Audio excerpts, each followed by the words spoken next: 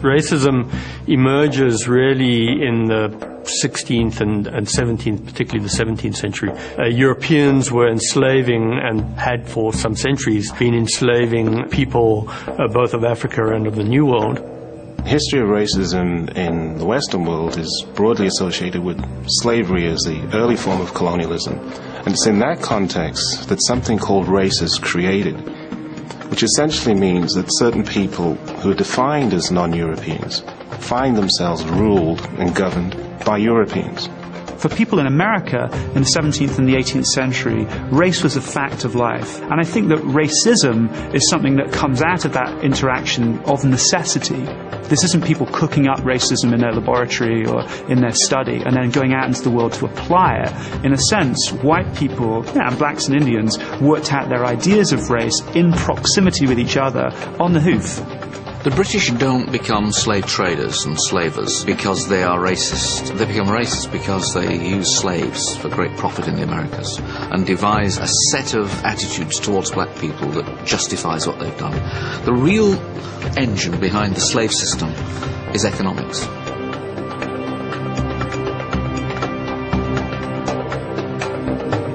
Africans are items of trade. They're things that are bought, that are sold, that are bequeathed, that are inherited. They're like other items of trade. And once you've got that established, both on the slave ships, of which there are thousands leaving British ports, and once you've got that established on the plantations, and once you've got that established as a basis for expanding British wealth, how can you argue that somehow or other the great inferiority of black people isn't built into fundamental cultural values of the British?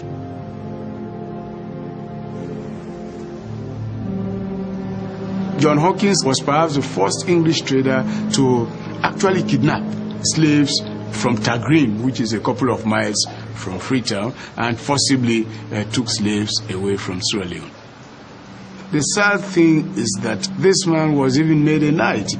When we were in school, we read about Sir John Hawkins as if he was such a good person, he was such a righteous person, somebody who had contributed positively to, the creation of the British Empire. It was only much later that some of us learned with regret that, in fact, he was not only involved in the slave trade, but he actually captured, slaves.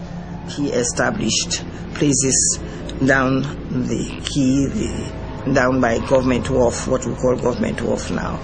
Over time it became an industry, and a lot of English traders and a lot of Sierra Leonean rulers, particularly those along the coast, became heavily involved in the slave trade. And we have, for instance, several islands off the coast of Sierra Leone that were prominent slave trading posts, like Bonds Island, for instance, where there were English force, other European South force, even Americans were very heavily involved in the slave trade from Bonds Island. We say that come for buy. The number there, in a group iron, the number we want, he take up. He put on this fire room, open, a banana, not sudara.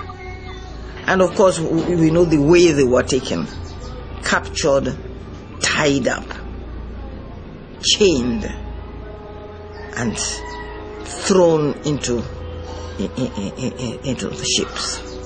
So it was a very bad experience for the slaves from the moment they were captured up to the time they reached the so-called New World. And then those who survived and did arrive,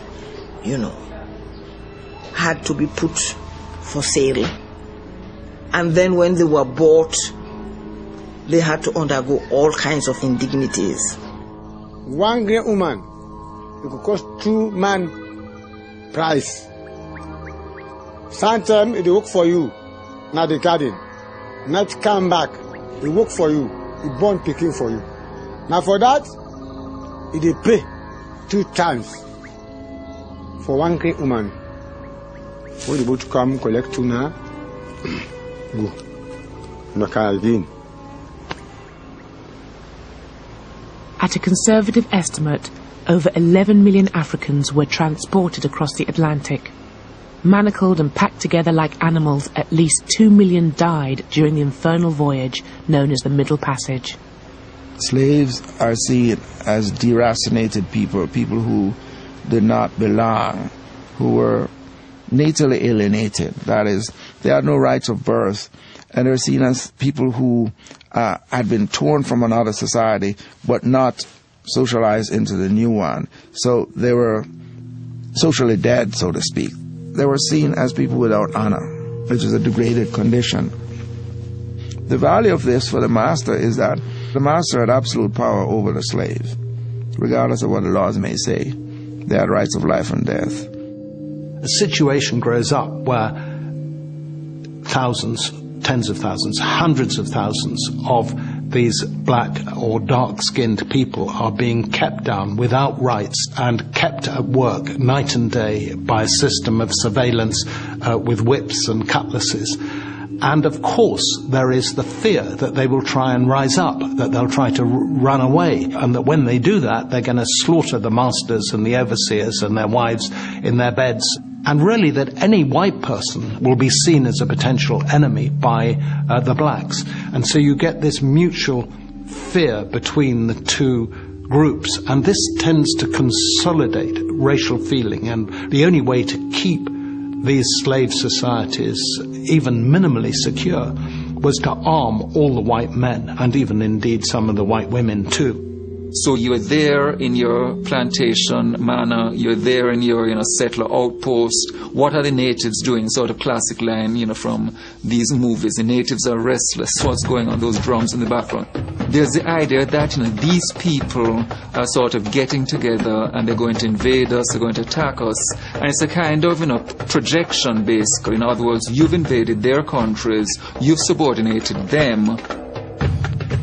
There's a long history of colored perils. There's the red peril called Red Indians. There's the yellow peril. There's the black peril. There's this idea of the non-white other. And the non-white other is threatening, the non-white other is scary, the non-white other may be coming to attack. And it comes out of, you could say, a bad conscience in part, a sort of subconscious recognition perhaps of the kind of things that have been done to the non-white other. In the early 16th century, from Chile in the south to Florida in the north, this non-white other was no more than vermin to be exterminated. The Dominican monk Bartolomé de las Casas was eyewitness to countless atrocities against the native populations. His account reads like a catalogue of genocide. The mainland and the region known as Florida. The Spaniards murdered many, as is their custom, in order to strike terror into the hearts of these people. They made their lives an utter misery, treating them as so many beasts of burden. In another large town, the butchers put the whole town to the sword, young and old, chiefs and commoners, not even the children were spared. The butcher-in-chief arranged for a large number of natives in the area to have their noses, lips, and chins sliced from their faces. They were then sent away in unspeakable agony and all running with blood, to act as walking testimony to the great deeds and holy miracles performed by these dauntless missionaries of the Holy Catholic faith. The things that Las Casas witnessed, particularly on Hispaniola or in Cuba, these incredible crimes, these incredible attacks on Indians, disembowelings and burnings and rapes and whatever else, I'm sure that level of violence is something that you could have witnessed in different places in the 17th, the 18th century, in other parts of the Spanish Empire. But it was a peculiarly awful moment that Las Casas saw as the Spanish got to the Americas and tried literally to work the Indians to death. The reports of Las Casas caused enough unease for the Council of the Indies, the Spanish administrators of the New World, to call a debate at Valladolid in Spain in 1550. The debate concerned not just the mistreatment of Indians, but whether they could be categorized as human at all. In contest with Las Casas, the champion of the native populations, was the Jesuit Juan Ginés de Sepulveda. By this time, the Spanish have been in the Americas for about 50 years. And during that time, the brutalities carried out by the conquistadors had reached such heights that it caused some alarm. And out of that context came this particular debate. On the one hand, there was this idea that the Indians had souls, they could be Christianized, and they should be treated not as servants, not as forced laborers, but as people under the protectorate